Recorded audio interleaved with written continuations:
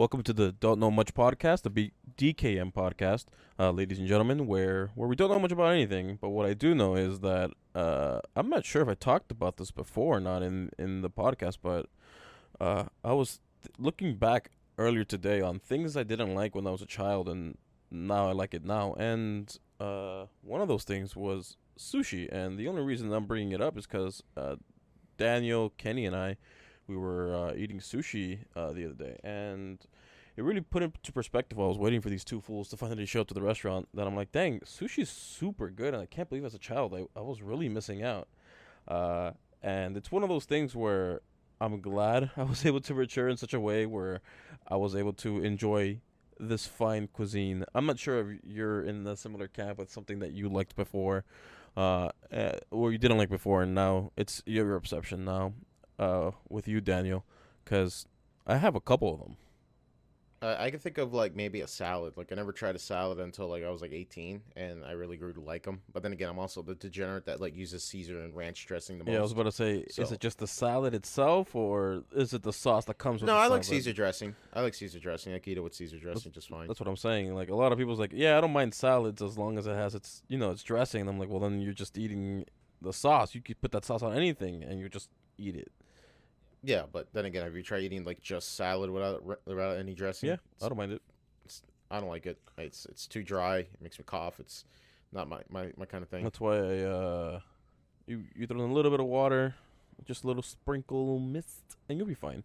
But and I was in middle school, I was obsessed with raisins, and now I I'm okay with raisins. I'm no longer I have, obsessed. you know what? I haven't had raisins in years. Now that I think about it, I used to eat them a lot when I was a kid. I used to eat like the little pig hams, the ones that come in the can and stuff like Yeah, that. You know, the ones with little salchichas and shit. yeah. I used to eat those a lot when I was a kid. My grandma was telling me like, "Oh, you used to eat those all the time when you were little," but I've never seen you do eating that as an adult. I just never thought about it. I was like, "Oh, I could do that."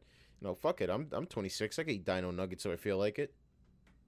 Does Denny's sell Dino Nuggets? I mean, Denny's is a weird thing for me. Like when I went to Denny's as a kid, I used to love the grilled cheese sandwiches and grapes. That's all I ate there. But like, and as an adult, I don't know. I like Denny's, but my problem with Denny's is that their serving proportions a little too big for me. Like I'll eat like half of a ham sandwich and it's like really good. Like they'll cut it in half. But then there's like the other sandwich. I'm just like, man, I really don't want to eat this. But that used to be like my place to go at like 4 or 5 in the morning if I was still up and awake. I I can't recall if it had. Dang. All I know is that I haven't been to a Denny's. I mostly just go to IHOP because it's the one people tend to go to in groups. I've never really gone to Denny's or IHOP by myself. I've always ever dined in or gone to it because it was a group thing. People are like, "Hey, let's go get this breakfast item," or "Let's go get Denny's," just because it's there. And that's what we did. Big. Yeah, I mean, the last time I went to Denny's with someone, like in the restaurant itself, was actually with someone. I just sort of take out and then I just eat it at my house because it's like down the street from my house. So I would just be like, "Oh, all right, I'm gonna go in my pajamas, order my shit, pick it up, and then go."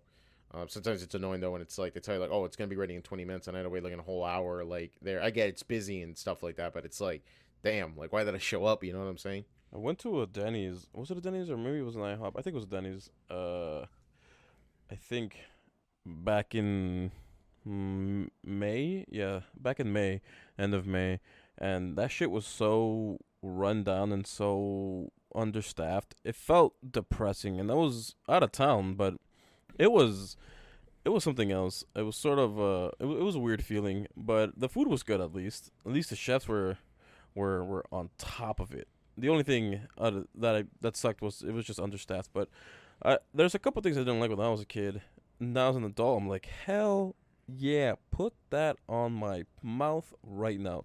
Sushi's one of them. All kinds of sushi. But I my autistic brain didn't like vegetables for the longest time until I decided like I should really like you know uh put my big boy pants on and start eating vegetables because they have so many benefits, and I know they're good for you. So I started eating them with cheese because I think the Green Giant sells an assortment pack of vegetables that comes with cheese. And then eventually I started eating it with less and less cheese, and then I started liking vegetables altogether. And I'm like, well, at least that's a thing I could do now. And it's one of those things where I'm like, can I just condition myself to to eat whatever the hell I want? And I think that that might be the case because I've been getting into a lot of Asian cuisine, and one of them is like insects, and I've eaten insects before. I don't mind it. It's just like there's some Asian cuisines where like they eat live insects, and I'm a type of guy where like I wouldn't say no to something right away. Uh, but I I'm kind of curious on like how some of these Asian places eat these cooked insects with the bomb ass sauce that most Asian communities have. Every freaking country, whether it be Korean, Filipino, Vietnamese, from Guam, they have these sauces that are just like super good and super sweet and super nice for you. But like, I don't know, they also eat like weird ass shit that Americans find disgusting. But I'm so down for it. Funny thing you mentioned that. I was watching last night. I was up last night watching history videos because I like watching a lot of history content. I like watching a lot of simple history, and they were talking about how China's Great Leap Forward was a thing, and like how horribly catastrophist that was. Do you know about that, Marcos? Yes, and I know exact. I think I have an idea where you're going with this, but if you want to explain to the audience what the Great Leap Four was and how it Um, yeah, basically, if you wanted to, well, I'm assuming that our shit is already banned off of Chinese networks already as is. But long story short, the Kim Jong Un, not no, Un or ill, I that's forgot. North Korea. Oh, Mao. That's what I'm Yeah, thinking about. Mao. Mao Yeah. was basically he was a guy who just said, you know what, China's a little bit too much of a farming community. I wanted to be a little bit more industrial. So he got like a bunch of farmers, and he told these farmers like, hey, we need you to stop working on the fields. By the way, you're no longer having private property. We're going to be a communist country now, and we need you to give up your land and everything so we could, give it for the state and everything. Right. But he also wanted to make steel. Now this guy didn't really know how to make steel. He just thought, well, steel's made out of metal, right? So what he did was that he told these farmers that like, hey, if you have any spare like toasters, radiators, any piece of silverware or metal, can you melt it behind your house with like one of those makeshift Right. things, and Well, they furnace. they melt furnaces. There you go. Like they Minecraft the shit out of it. They literally pulled out the Minecraft crafting table, and they're like, all right, just put some metal here, put the furnace here, and then bam, and like they realize like, oh, the steel we're making is kind of garbage. It doesn't really do anything, and also it affected this idea that they made a lot of grain. Mm-hmm. And at first, their thing was going great. They were basically like overeating, and they had like a lot of overstock of grain and stuff. But then later, eventually, things got really bad. So, for example, one of the things that they wanted to do is that they wanted people, including children, that if they see a sparrow, basically a sparrow eats grain, right? Right. And they thought, okay, if we have this bird that's going around eating our grain, that's going to affect our supply. So we're told to like, hey, annoy the shit out of them and shoot them down if you see them because we don't want them to eat the grain. So they would shoot down these birds into thinking like, okay, cool, we keep the grain, we're gonna be good. But then what happens was that whenever you fuck up the ecosystem like that, turns out killing the sparrow made an influx of insects and pesticides to come in and eat up all the fucking grain. So what happens now is that you had all this grain that was made, people overate it, and then they're not only that though, they also had all this like grain that went to waste essentially because all these critters and stuff like that were eating up all the grain. Now Mao didn't want to just like say, oh shit, maybe we need to scale this back. No, that motherfucker still wanted to import or export all the grain because he wanted to make all the money, and like 20 million people died. Mm-hmm. Because of this shit, and I'm just like thinking like, wow, that was a great leap forward to fuck up right there. Yeah, it's one of the many things that China, at least during the Mao regime, really didn't do so well. Uh, then again, China's done a couple things in the sake of being practical, and it ended up possibly backfiring it to potentially actually like really backfiring. One of them was the one child policy in China, and it sucks that one way to combat overpopulation is for an authoritarian government to say no more children, no more multiple children per household, just one. And then you have a generation of Chinese citizens who well, there's no other Chinese gender counterpart, because parents would prefer a male over a female as an offspring in order to take care of them in their future years. So there's a couple of things that it's kind of cringeworthy in the Chinese government. But the only thing I can say positive about the authoritarian government is if you want something done immediately, given that it's an authoritarian government over there, you can quickly do it at a drop of a hat. Xi Jinping can just say, "Hey, we're gonna do this," and it gets done immediately. Whereas here in America, it might take some time to litigate some details here and there, dent on some issues, which I would prefer they take their time on. But if something needs immediate action, Xi Jinping in China can just be like, "Hey, this is gonna happen," and it Xi happens. Jinping just needs to look say like, oh, I need to consult this with my country. He looks himself in the mirror and be like, yeah, that's a good idea, bro. Do it. Mhm. Yeah, let's do it. Mhm. And then he puts it into place. And that was another thing I was watching about with North Korea, where like, North Korea, they were talking about like, oh, how did like the prime minister of North Korea ate compared to the common folk in North Korea, and like this Oh, dude like ate expensive food, got a yeah. bunch of expensive wine, like spent like I think $700,000 a year on just wine alone. Mhm. I think the funniest story I ever heard was like someone like he wanted a hamburger, right? And hamburgers weren't a thing in North Korea, Right. including the fact that McDonald's wasn't even a thing. But he wanted a hamburger, so he did was that he sent a chef over to another country to buy a McDonald's hamburger, come back, eat it cold, and he's like, "Oh, this shit's pretty good." All right, and then he said, "All right, you know what? I made the hamburger. Now it's my thing." And that's what that's what they treated it as. They're like, "Oh, he didn't buy it, he made it," and then later he told everyone that he made it. Yeah, it's one of those things where, um, I think it was his father, Kim Jong Il, where he played golf for the first time and he got like what, like 16 holes in ones and whatever. Holes in one, and all his guards were there to say, "Yep, that totally happened." I was there. I mean, like, He hey, was he was a pro. Did you know that when he was born, a double rainbow happened? Did you know that? I And the new mean, star was made. I wouldn't doubt it. Double rainbows, are essentially aren't that crazy a phenomenon. When it comes to like, hey, it was raining, we were at a certain angle, and we saw two rainbows. That's like you can't really quite disprove that Well, you see, it didn't count because there wasn't a funny video about a guy going like, "Whoa, double rainbow, bro!" all the way. All the way. The one thing that is a bit more like if they said there was a rainbow around the like the sun when you looked up on the sun, like that's a bit more like disprovable because people could like point out like, yeah, this phenomenon did happen during this day because um it was it was one of those like special days where like the conditions were just right for it to happen type of thing. But like it's one of those things Yeah, where like you just try to impress your crush, so you like make up a story, but like, yeah, this is what happened, and yeah, that's where yeah. It's that's where it is, and they love it. it is how it is. But in lighter news, though, I don't know, Marcos. Are you excited for any games coming out this year? Actually, because I don't think I've been keeping up to date on like anything new that I'm looking forward to. I'm glad you brought up games and things we're excited for when it comes to games, because like one thing that always concerns me about, and this is just connecting the new topic and the old topic, there's so many people in China that like people gotta like like developers want their games to do successfully in China.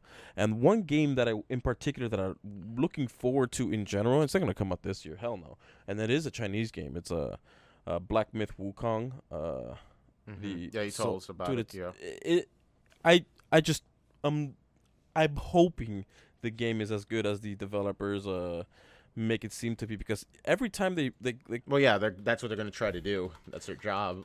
well, the thing is, the first trailer came out and the trailer looked fucking amazing. Like the only negative part of the trailer was like some frame rates dropped for like one scene, and the creator, I mean the director of the whole development team, he's like or the company, the developing studio I should say, he was ashamed. He was like, dude, everything about this trailer was a dumpster fire, and I was like, what do you mean? There's only one technically bad part. He goes, no, everything was wrong, and he pointed out everything that was wrong with it.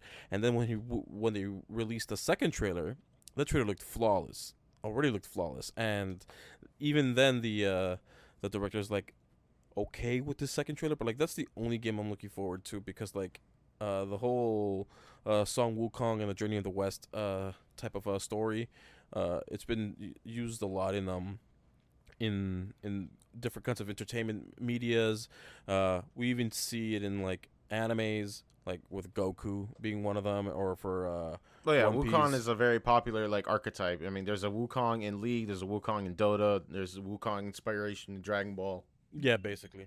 And the one thing that I've always enjoyed when it comes to like Souls like games is the isn't so much about the combat itself, or the oh, what do you call this? Not just the combat, but the atmosphere, everything that you're building. Like Anor Londo in Dark Souls, it's just huge. It's such a big place to explore, and you're just there, just taking everything in.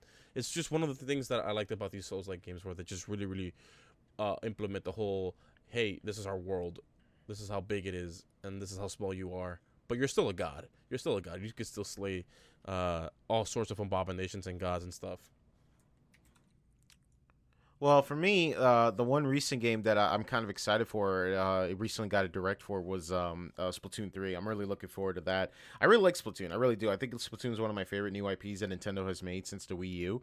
I really dig the world and the setting, and I dig the like art style and everything in between. Um, so I'm really excited for Splatoon 3 in particular, because Splatoon 3 just got a recent direct that looks like it's going to be a lot more things into the game. Because I complained that Splatoon 2 was really good, but it wasn't enough to really justify a sequel. And some people may argue that Splatoon 3 really isn't doing it for some people. I could see why, but I'm still really excited for the game. I think it looks really promising. I like the more active customizability. And Have you ever used what's that control called? the Pro Controller. No, uh, in Splatoon, you can aim by moving without moving the analog stick. You can aim by moving the what's this thing called? Gyro aiming? I'm sorry. Gyro aiming? Yeah, that one. Yeah, actually, that's a funny thing you bring that up. Actually, I'd be really fascinated with gyro aiming. I think gyro aiming is one of those like things that that a lot of people kind of like underappreciated. Um, a couple years ago, because when like Nintendo was bringing that up with like, with the Switch and everything like that. Technically, the PS4 recently started using gyro aiming. And for those who don't know what gyro aiming is, because that maybe if you're not a Nintendo fan and you don't have a Nintendo console, because it's still kind of a very niche thing. Essentially, your accelerometer on your controllers, like on your DualShock 4s and your Nintendo Switch Joy Cons and Pro controllers, it's supposed to detect motion. It's supposed to. That's how we were able to play like games that needed a touchscreen or like a Wii remote pointer. Like for example, The World Ends with You, Splatoon, other games that use it, but not mainly for a pointing feature. I mean, granted, like Mario Odyssey did it for enhanced abilities, but they also used it for aiming. For like, let's say you're aiming where the catapult is going to go for. Right. But essentially, what gyro aiming is that rather than just aiming with the analog stick, you aim by moving the controller. And what I've been really fascinated with, there's a YouTuber I like a lot called Nero, who was well known because he made that like really infant. I think everybody is. I think I brought this up on a previous podcast episode, but he made this like really I don't want to say clickbaity, but probably a very recognizable thumbnail for the Majora's Mask 3D remake.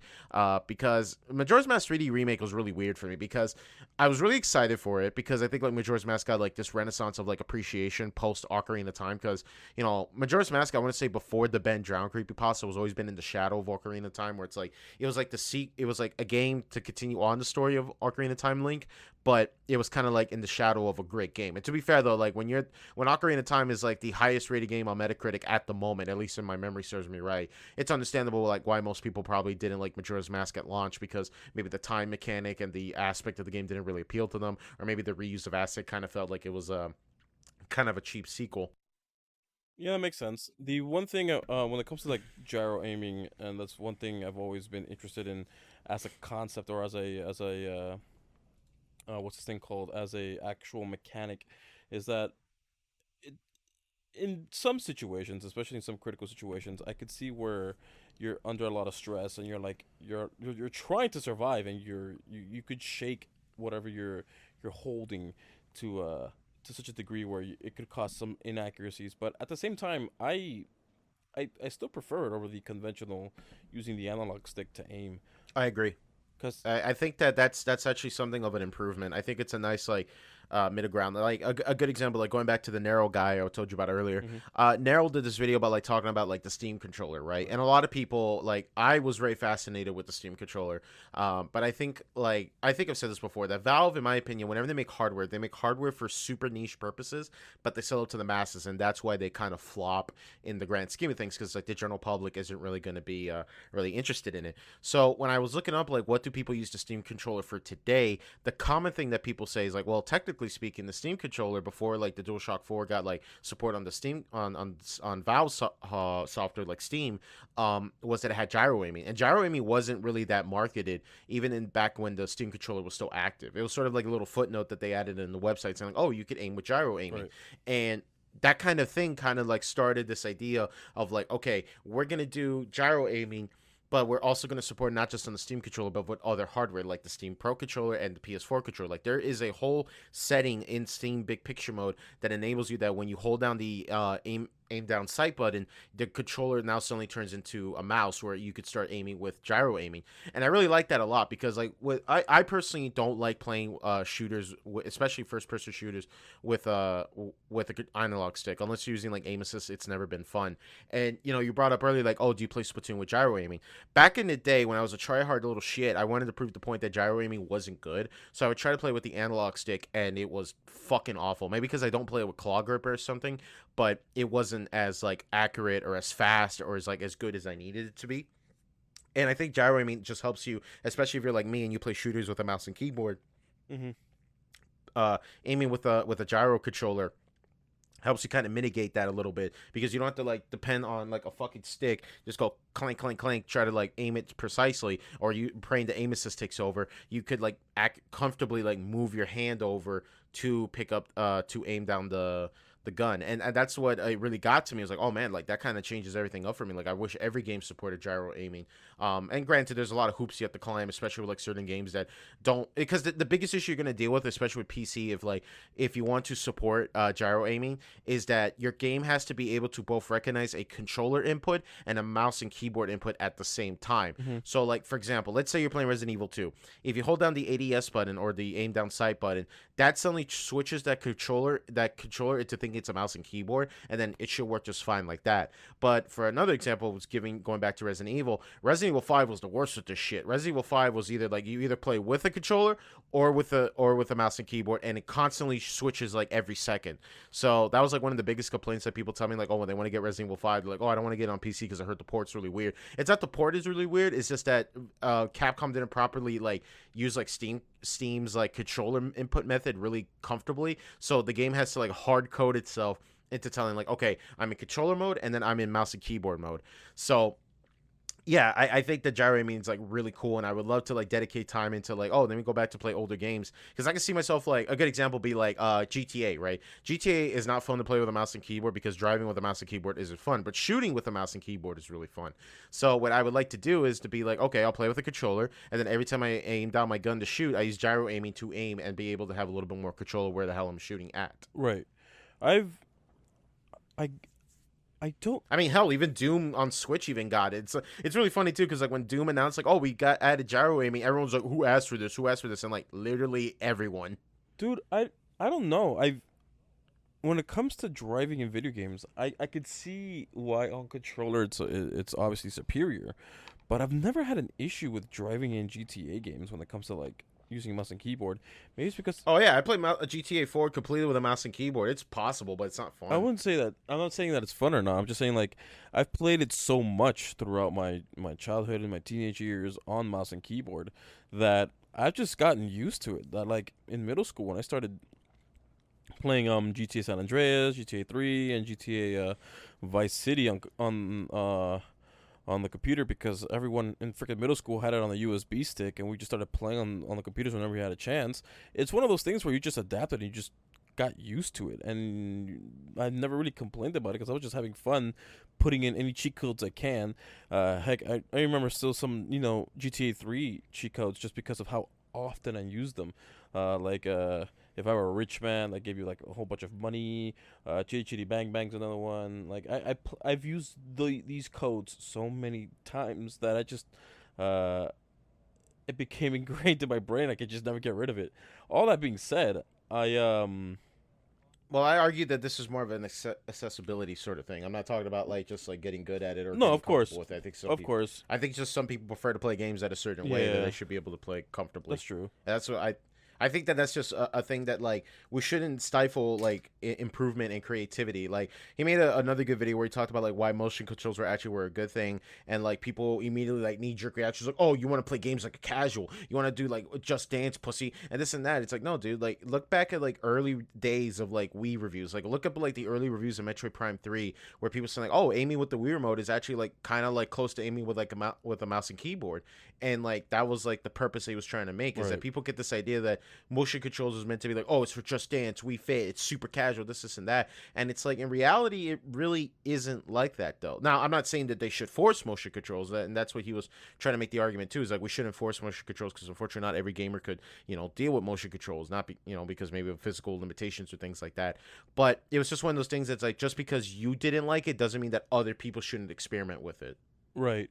One thing. And don't get me wrong, there are games that killed the vibe with motion controls. I totally get that. Like, trust me. Like, there was a great video with the guys who made I'm pretty sure you remember Red Steel, right, Marcos, from the Wii? The one with it was like one of the earliest Wii launch titles. It was like super cool because it had like a sword and a gun mechanic. We all bought it and we all thought it was super good, but then we realized like, oh, the control was actually kind of dog shit at the time. Maybe. Basically they made a follow-up sequel which actually was pretty good, but they made this like thing where I don't know if you ever seen like a GDC conference. Basically it's like when a developer talks about their philosophy on like game design and like how we develop a game to do this and that. The guy who was doing the presentation just told everyone like at the beginning of the presentation like, okay everyone, I want everybody to stand up and stay standing up while we're doing this whole presentation. And some people, and they asked like, oh, what type of player are you? Are you this and that? And then later, as he was finishing up the process, he said, okay, I want everybody who's still standing raise your hand. Of course some people sat down. He said, look, that is your audience right there. And that was the problem with Red Steel 2, was that it was a very good game. It was very like, I love the style change of it. I like that they stopped going for like that uber realistic look for the Wii. They went for more of a stylized cowboy samurai look. But eventually they just said that like the game was good, but a lot of people were just kind of tired out of it. Like they just weren't like super committed. They wanted to play Red Steel 2 but without like having to stand up and play Red Steel 2. Okay. I I can't recall if I ever played it or heard of it, but it sounds. I remember Red Steel. I played Red Steel 1 and I thought it was so cool, but then it was like one of those games you look back at launch, because it was a launch title and it was a cool looking launch title, and it was just really weird because you have to use like the nunchuck as like a small blade to parry and the other one to attack, but it was never like clear, and at first I thought like I was doing something wrong, but no, it was just that the controls were bad at for that game at the time. But for like a Wii launch title, it was very impressive. That wasn't, fucking Twilight I Princess. think I'm starting to remember it now. Unless, and like another game I can think of that maybe motion control kind of killed for it was, Skyward Sword was actually one of the bigger ones. Really? Motion controls? Yeah, some people were kind of like fed up. I mean, like, I know Skyward Sword is considered like a very polarizing Zelda game in the general Zelda fan base. I remember there was like a whole hubbub about like one guy who really, from GameSpot, who really hated Skyward Sword, and it said like, oh, this was bad, yada yada yada, and it was like a very divisive game in the fan base.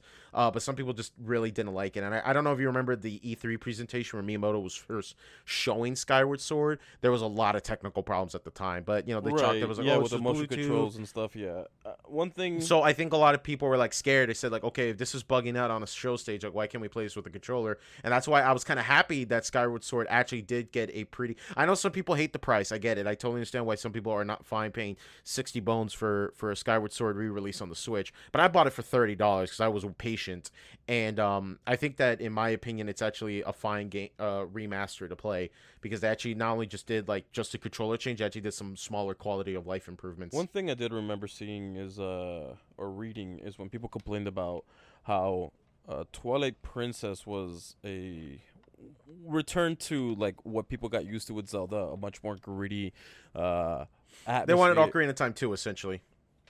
Repeat that? They wanted an Ocarina of Time 2. And Basically, to be fair, yeah, though, yeah. like, yeah, it was because it was the post of, oh, we don't like the Wind Waker art style. That's what to it be was, fair, though, yeah.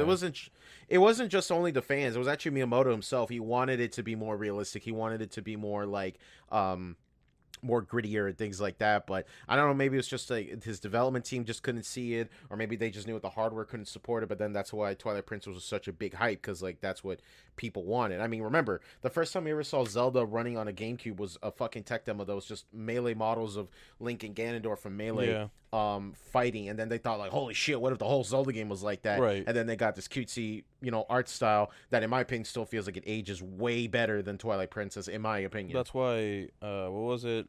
That was the one thing that I remember people saying about Skyward Sword is like it's really we went from Ocarina of Time, Majora's Mask, people loved that, and then to Wind Waker, where a lot of people were complaining and bitching about the small things, which is just no, we don't like the whole Toon Link's design. the whole Link's design and the cartoony art style, and then we go to Twilight Princess. We're like, yeah, return to normalcy, quote unquote normalcy, and then now it's back to Skyward Sword, where Zelda's happy, Zelda's a bit more cheerful, and I'm like, yeah, because this is the first generation of Ganondorf. Of course, she'd be happy. Everybody'd be happy, of course. So it was one of those things where I didn't quite understand why people were just complaining. I always say this though. I feel like that Nintendo kind of shot themselves in the foot when they, when they split the timeline and they say like, oh, there's three timelines. There's the timeline where the hero failed. There's a timeline where adult Link succeeded, and then there's a timeline where young Link lived on. And there's always going to be that demand where people are going to know like, who the fuck fucked up? Which Link fucked up? Because there has to be a Link that fucked up. You Because you know that, Marcos, right? Like, Nintendo made an official timeline, I and feel up like to this point... they split the timeline on purpose just to milk the series as a whole. You know what I mean? Well, no, because, remember, they made the timeline around the time Skyward Sword was out. Oh, right. And basically, the way how the timeline is explained, that Skyward Sword starts first. I don't know where Breath of the Wild is. No one told me. Not even my stepbrother got around to it. Really? Because I've heard the complete opposite from people, but I don't know. No, it's confirmed to be the very end by Nintendo. But, like, which end? Of all three. All three, so it conjoins back to Breath of the Wild? Yeah.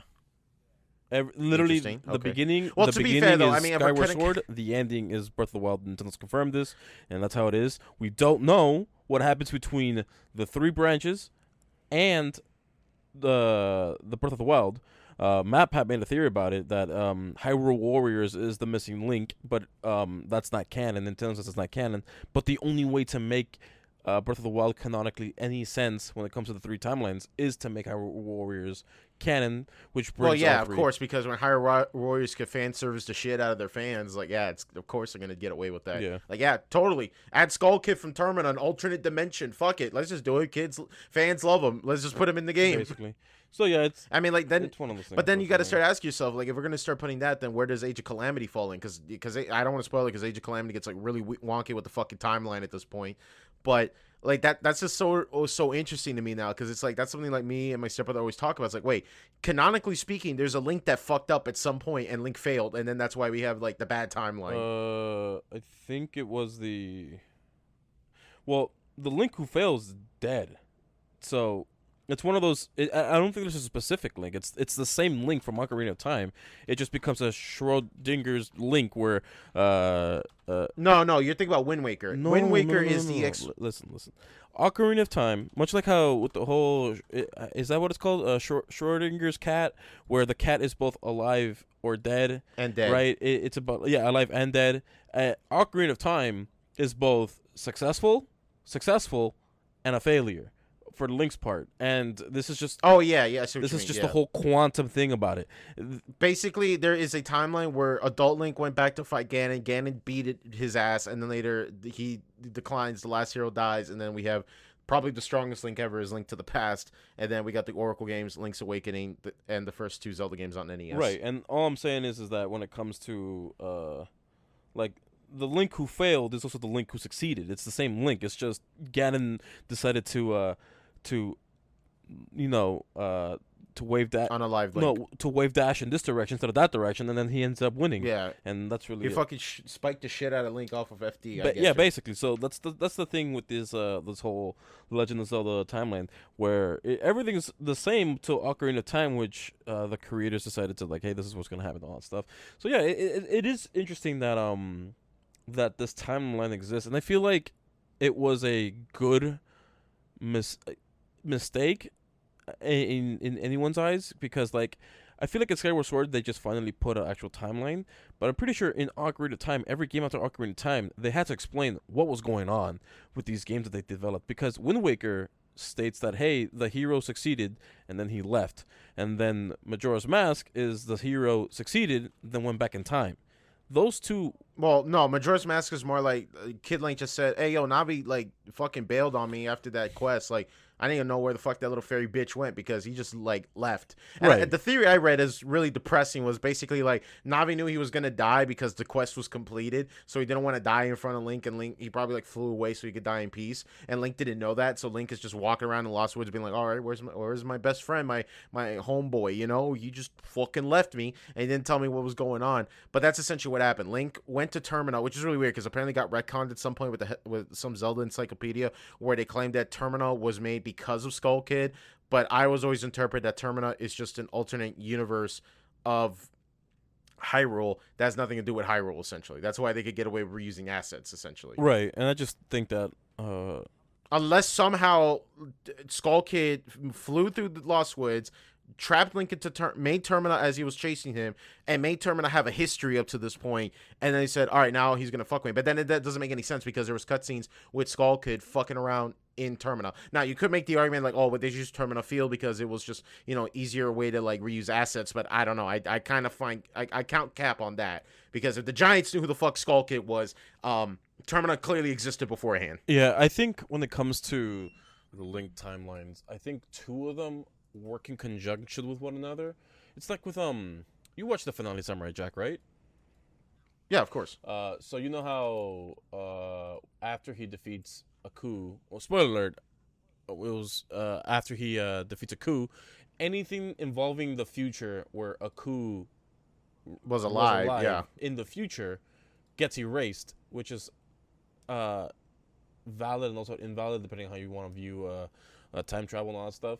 Um, that happened, but when it comes to the Legend of Zelda universe, two parallel universes are happening at the same time, where it's the one where the hero survived. Link went back, told Zelda, "Yo, Ganon's up to some tomfoolery. All right, cool. Let's kill this motherfucker, seal him into the Hyrule, into the Sacred Realm." And then later, oh shit, he also died in the adult timeline as well. So he died twice, essentially. Well, there is a what was it? There's a Link fails to defeat Ganon. Link defeats Ganon, and then the world continues as is. And then there's Link defeats Ganon, and then he goes back as a child.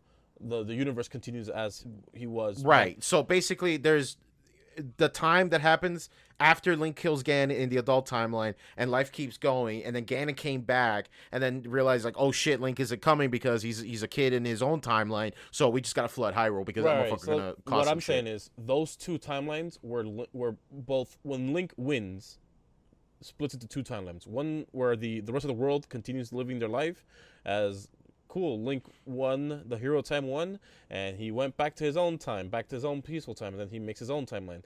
Those two work going conjunction. Those are the two funniest ones to me, because Link winning led to the most fucked up worlds in my opinion. Yep. Because Ganon, Ganon defeating Link and Hyrule Warrior going, Hyrule Warriors, Hyrule in general going into chaos. The world doesn't seem that destroyed. I mean, you go to Majora's Mask, which is the timeline where Link defeats Ganon and goes back to his childhood. The moon's about to destroy the Earth because why not? And then guess what? In the other timeline where Link defeats Ganon and the world continues on without Link, they had to flood the world because Ganon's not strong. It's just ironic that the best option, practically speaking, was to leave Ganon alive. Everyone just lives in misery. It's like picking your poison type of thing, you know? I mean, it's sort of, you know what that kind of reminds me of? Like, maybe that's probably why I'm so fascinated with, like, the Castlevania franchise, is the fact that, like, you have this entire family lineage where their entire purpose is that every 100 years, Dracula has to come back and some Belmont has to come in and kick his ass, essentially. And I think that that's probably what made, like, games like Symphony of Night so, like, surprising. It was like, oh, shit, we already know what happens in Rondo of Blood.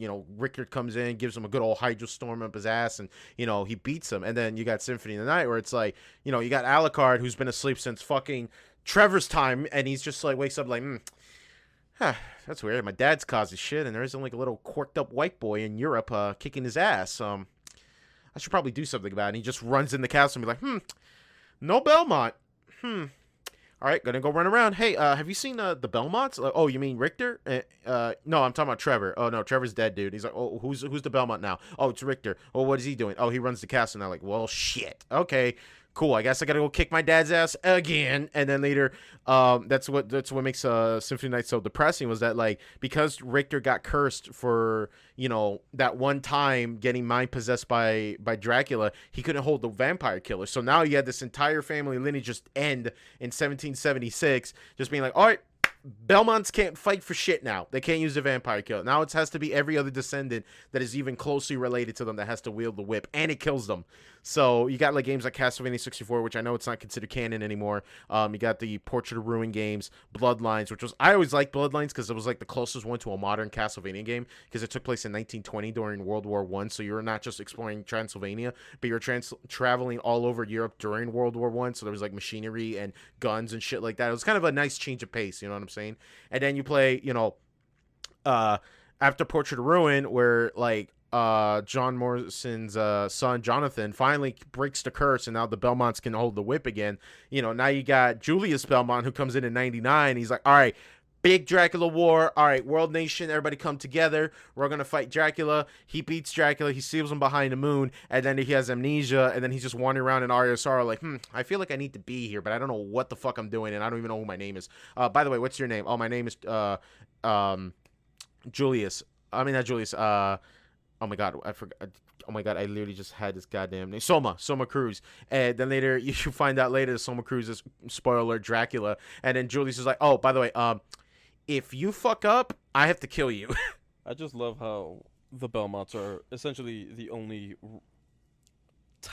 people who can fight Dracula one-on-one because they're superhuman. Well, they have the only weapon that could technically kill Dracula. Technically, they're also superhuman because. Well, yeah, that's true. Like, that's why I think that's probably why I love the Castlevania Netflix series so goddamn much. Was that like, wait, let me make sure I get this straight. So the church, spoiler alert for the next Netflix series for anybody who haven't watched it, but this is like early episode 1. Okay, so let me make sure I get this fucking straight. The church goes to Dracula's wife and says, oh, she's a witch because she's trying to heal people, and she smashed Dracula, which, by the way, I don't know how the fuck anybody could not be intimidated by a woman who just fucked Dracula and lived to tell the tale, but whatever.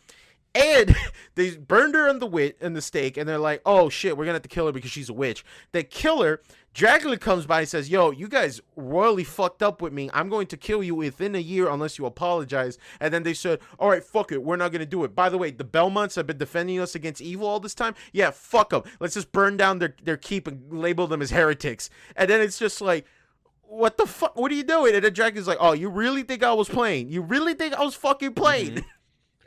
And then, like, my favorite moment was, like, when Trevor meets the priest of, like, Geisha, and he's just, like, talking to the priest, and he's just like, dude, like, what the fuck are you doing? He's like, oh, don't worry, we're gonna kill the Whispers next, because, like, they're witches, too. And I'm like, dude, they're the only people that's a humanitarian group that are helping you guys. What the fuck is your problem? Like, oh, it's okay. I know that the Lord's name is gonna be doing the witches right. Like, and I like that Trevor's just like, yo, you know what, dude? Like, Dracula's an asshole, but, like, you're fucked. You're a fucked person. It's one of those things where people are afraid of the unknown and the powers that may be. Because, like, honestly, let's be real. All right, you're living in that time.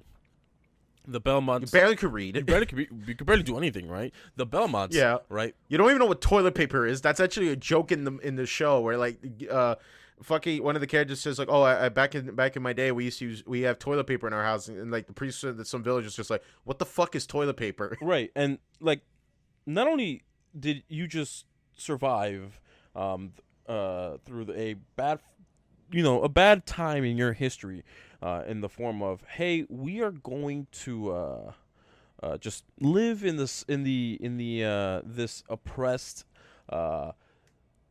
moment where vampires are really, really, really, really, really, really mean. Like they're definitely not a big gamer move on their end. Like it's honestly like not cool, bro. And they're like, you know what? We don't care. We're gonna do our own thing. We're gonna kill whoever we see fit, and it is what it is. And the one thing that that's just funny in all this is like, hey, these people saved our lives, and we're really grateful to them, and we're going to revere them as lords, as a as gods amongst men or anything, right? Because this is their lives. They killed Dracula of all things. Then the next generation comes in and is like, hey, these guys are witches. These guys are evil because they had similar magic powers to the other guys, and they could be corrupt at any point. It's just one of those things where like the Salem witch trials shows that to be the case, where people are like in their hysteria, they're just like will kill anything that they think they could get away with. It's funny, and I just feel like it's one of Yeah, those things where like I feel like if we were in their shoes, we would be a victim to the same idiocracy. I mean, like, yeah, because like you don't have you don't have like, r slash atheism to tell you that like why the church is bad and shit like that. But it's just really funny to me. It was just like, so let me make sure you get this straight. You kill Dracula's wife. You basically emote dance on her corpse as she was burning into a crisp. You throw a celebration celebrating that Dracula didn't do diddly squat for a year, and then later he comes and fucks up your shit. You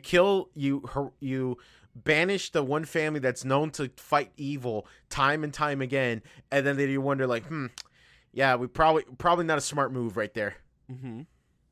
It's one of those things where I feel like hysteria really leads into a big factor into everything.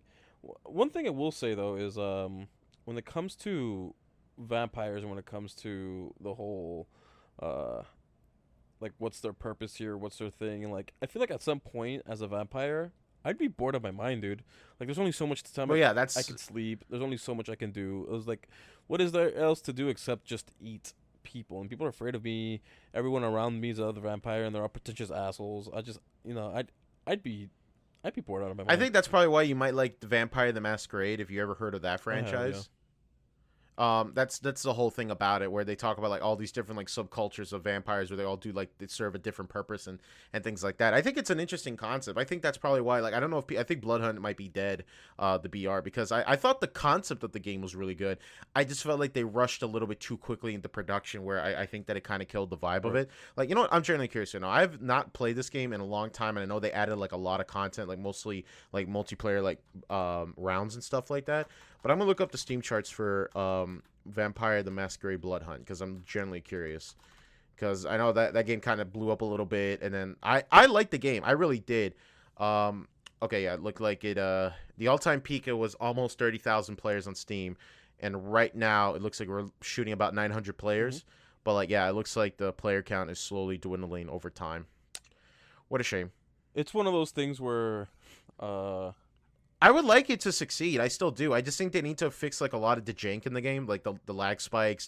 I think my biggest gripe with the game is the gift movement. I don't know if you've played it, Marcos. no. Um, basically it's kind of trying to be like third person player like Apex, but the movement gets constantly gimped a lot in like the most awkward of ways. Like, for example, like when you slide, like, okay, when you slide in Apex Legends, if there's like a flat surface, you slide on the flat surface and it goes down to a decline. You pick up speed as you're sliding down, right?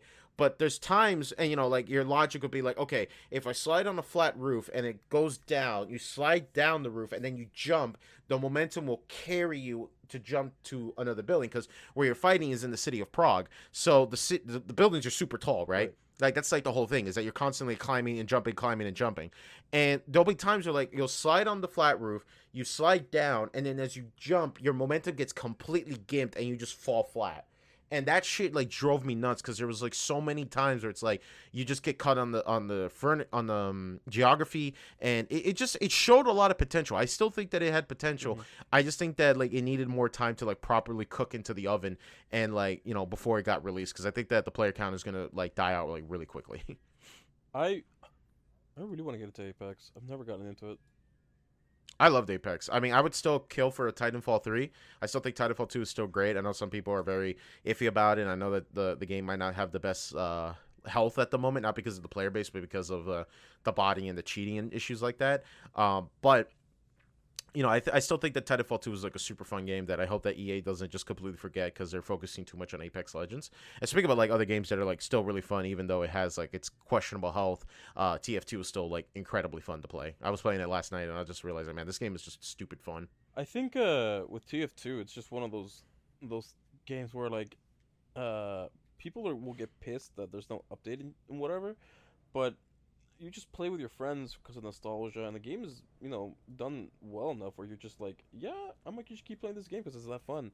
Heck, I played I'm still playing a bunch of some old school games like Pokemon, just because the nostalgia factor, not because it's any good compared to the new games or it's any better. It's just one of those things where I'm just like, yeah, I'll play it just because why not? Sometimes it's nice to go back to a game that you liked before and still like enjoy it and be like, oh yeah, that's just why I like video Mm-hmm. games. You know what I'm saying? Yeah. Like I definitely would like to go back to playing Ocarina of Time. Once I'm done with Majora's Mask, I'll try to play a little bit more of it. Maybe if I don't switch out to play some Project Diva, but yeah, I mean, like, that's probably why I went through a little bit of an emulation phase where I was just like playing nothing but like PS2, GameCube, games back to back to back because I was just like didn't want to deal with season passes or multiplayer or lag or anything like that. Just me and the game and enjoy for what it is. I think when it comes to um, overall gameplay over uh, what do you call this? Overall gameplay uh, to help uh, keep an audience interested and then keeping your content there. I think those go hand in hand because TF2's gameplay is smooth, it's buttery smooth. It's still nice to play now and then, but that game hasn't had any updates in a while. And the only reason why people really keep playing it is because of the loot box mechanic. The same reason why CS:GO is still a I thing. disagree. Well, no, I disagree. I know a couple people who keep playing it because they just love, just love getting hats. Well, no, I mean, like, what I mean by that is that, like, I disagree because, I mean, like, there's people who play, like, shitty gotcha games all day, and that's all they care about. But I'm talking about, like, TF2 is just a fun game to play, and then, No, like, of course, the of course. I'm customer. not saying that's not the case. I'm sure CS:GO Oh, is okay. fun as well up to a certain point, and then people are just like the only time they ever play is with friends, or they just play it because they've put so much time into this game. They have the sunk cost fallacy where like, oh, I put a lot of money and time into this game. I might as well just keep playing it. Whereas, folks, if anyone's listening, this applies to anything in life, especially relationships. Just because you put a lot of time and money into it does not make it worth more. You still need to like reevaluate everything from an objective lens as much as you can, and when you got to know when to call it quits. So, yeah. I mean, like, I get where you're coming from, but it's like I put a lot of time into like 14, and I haven't touched that in a while, which is crazy because like the new live letter came out recently. It actually looks pretty good, What's that? and now they just added Island Expeditions. It was really funny because like everyone's just like, "Oh boy, Island Expedition! What's going to be a tiny Animal Crossing islands?" Like, no, it's a giant fucking piece of landmass, and I'm like, "Oh shit." What's Oh man, I really want to get back into 14, but man, I just don't have the fucking time for that kind of game, man. what is the island thing? The love letter. The love letter. What is that? What do you mean? Live letter is basically like when it's kind of like a Nintendo Direct, but like for Final Fantasy 14, where they'll be like, "Hey, we're gonna talk about the new patches. We're gonna talk about the new content we're adding. This is the new dungeon. We're gonna show you like the new raid gear you're gonna get. That kind of stuff. Like it's always kind of interesting to see it. That's how like like the other day I was like thinking to myself like, man, how do I make myself feel really sad all of a sudden? And I was remembering the live letter where like when Yoshi P had announced that like, hey, look, we're sorry to do this, guys, but we're gonna have to delay Endwalker for like 2 weeks, and he just like fucking balls on camera, and it just like says like, Yeah, no, that's true. Yoshi, it's okay. We totally and I feel for him. I really do because I know where he's coming from. He's very passionate about the game, but he just doesn't. He couldn't let himself do it. He's like, dude, I can't release this unless I know it's good enough. And I know a lot of people requested time off and yada yada yada. But like, dude, I can't do that. And like, a lot of people were pissed, and it's justifiable. Unless you start sending death threats and not you're a massive piece of shit. But it was just Nah, that moment where like nah. Yoshi P's Send like, death threats. You took those vacation no, days fuck off. you. You took those vacations. They got approved. You can't Listen, move it. if you prioritize send your death threats your because vacation you are days for based. video game, You are based, and you deserved it. yeah, I'm so based, dude. I swatted my friend on CS:GO because he didn't give me the keys I wanted. Haha, I'm so There clever you and go. edgy That's humor. right. That's what we like to see. That's what we like to hear. No, I don't. I don't. You're a piece of shit if you do that.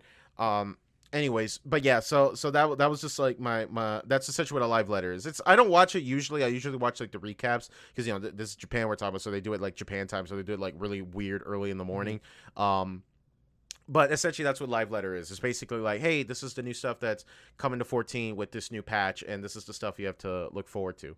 Okay. Yeah. All right. That makes sense. The one thing I will say about Final Fantasy 14 is that I have a lot of friends who play that and play it every now and then too because of the whole that they completed Endwalker, and they're at this point they're just playing by themselves, waiting for someone else to join in, and I feel like I might as well just like jump in on that because like I say give it a shot, man. That free trial is really gonna get you going. I mean, like, I think in my opinion, it's the best bang for your buck because, like, yes, you are gonna have some minor limitations because, of course, you're not a paying customer. Of course. But in my opinion, like, it's the most safest way to get into the game because I'd rather you be like, okay, go through ARR, a little bit of a slow burn, but take your time, enjoy it, don't rush yourself. You don't have to like hurry to get up to that Mm-hmm. point. I could join you at any time if you need a dungeon. So let's say I'm running a tank and you're running a DPS, that already cuts your queue times way Yeah, faster. that's true. So like I think it's a great thing that it's just crazy to me at like the peak of the game they just said, all right, fuck it, we're gonna do a free trial to get more people to play the game. And I think that it's really, really well worth it. And if you like it, cool, you already got through the base game and the expansion. Now you have all the other expansions to look forward to if you become a paying customer. And you could get your money's worth just off of that two pieces of content right there. Like, I don't think like you're really not getting skipped on. You're really getting a lot of content included with the free trial that I've seen people get their totals money's worth out of the game. Like, do like 100% everything. Like, done every job, every class, every role, everything, so they could just get as much money's worth. And then they'll just be like, all right, now I'm going to buy the game. That is one topic I wanted to talk about for a while, and you just reminded me of Mhm. it.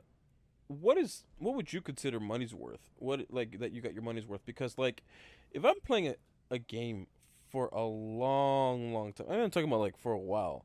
Like, I could put a Mhm. 1,000 hours into a $60 game. That the $60 game could be like not the best game, objectively speaking, but I definitely got my money's worth because, well, I put a lot of time into that because I found it fun, and it's one of those things where I'm just like, is if you're having fun with the game, I'm pretty sure the price doesn't matter, no matter how bad the game Well, is, because like, I argue about it in a sense where it's like, look, I'm not gonna be one of those assholes that says like, oh, a game that's $60 should be like X amount of hours. Like, no, I disagree because I'm tired of bloated games. I'm really tired of games. Like, I argued that Assassin's Creed would be way more fun if they cut down the number of missions.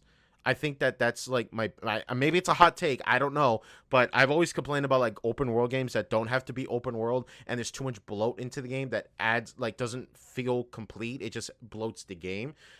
If you want like an opinion like what I think a game is worth the money, I would say 14 because while yes, it is a monthly subscription, yeah, I that feel like makes that my sense. subscription is well worth it because they're guaranteeing content, they're giving you money, and they're putting money into the game, and you also have to factor to the infrastructure and everything like that. Yes, I know some people might say, but there's free to play MMOs. Yes, but how many of those free to play MMOs are urging the shit out of you to buy shit? True, that makes sense. And there are games where, I mean, put this in perspective. I spent money on cosmetics in Fortnite. Never spent money on cosmetics in 14 ever. I could, I want to, but I just never felt the urge to do it.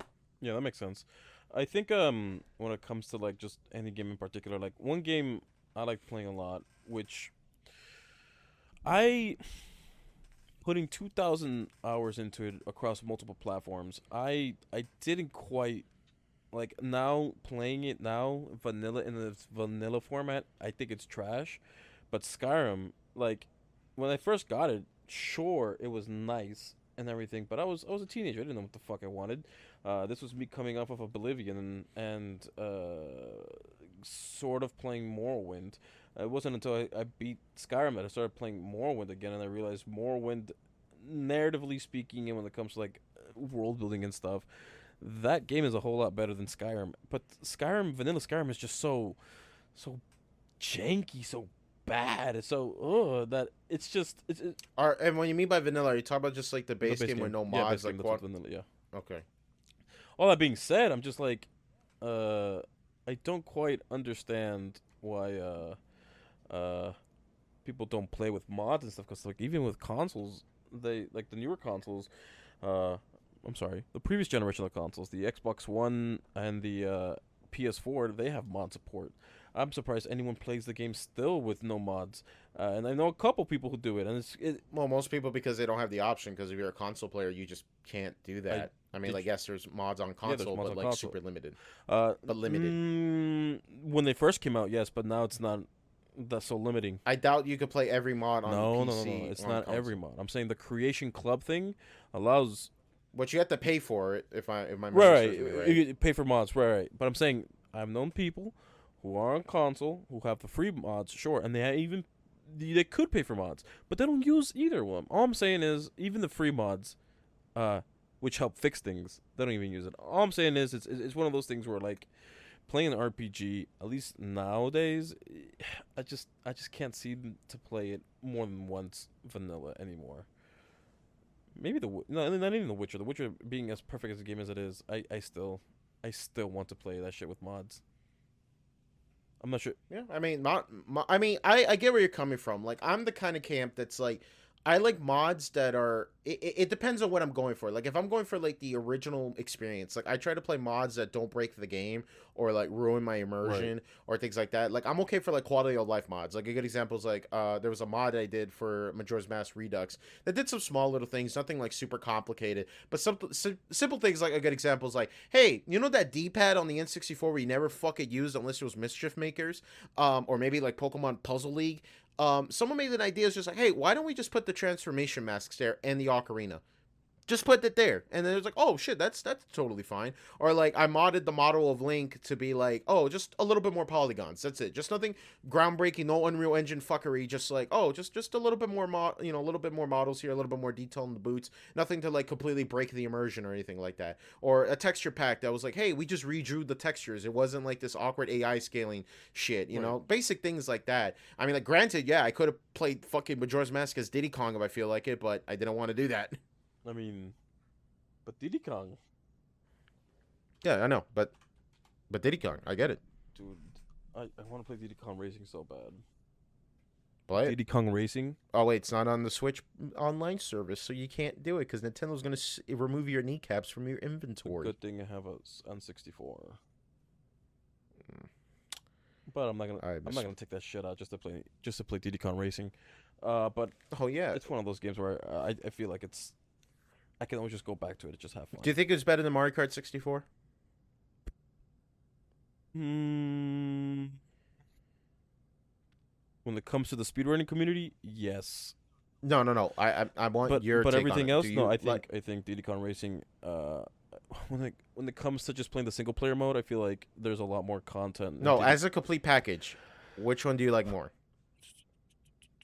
I don't know, because both have their own strengths that I look to when it comes to Like, yes, I get it. Diddy Kong is way better single player than Mario Kart 64 single player, but I don't know. I never hear people play Diddy Kong Racing together. I've heard more people say they play Mario Kart 64 together. Yeah, that's what I'm saying. It's one of those things where when it comes to playing Now, if together. you're a cool kid like me, I grew up playing a different rare racing game called Mickey Mouse Speedway USA, and that shit was fucking hard. What? Yeah, there was I don't think a lot of people knew about this, but when I was a kid, I did grow up in Mario Kart 64 or Diddy Kong Racing. Oh, no, that's a lie. I did play a little bit of Diddy Kong Racing and Mario Kart 64, but not my copy. It was like my stepbrother's. Right. But I had a different racing game called Mickey Mouse Raceway USA. It's basically like a kart style racing game, but with Mickey Mouse characters trying to find Pluto because like the weasels steal them, and it's all over the country. So you go like in Arizona, San Francisco, fucking Indianapolis and shit like that. And I tried playing it again recently. I forgot how fucking hardcore the AI is in that game.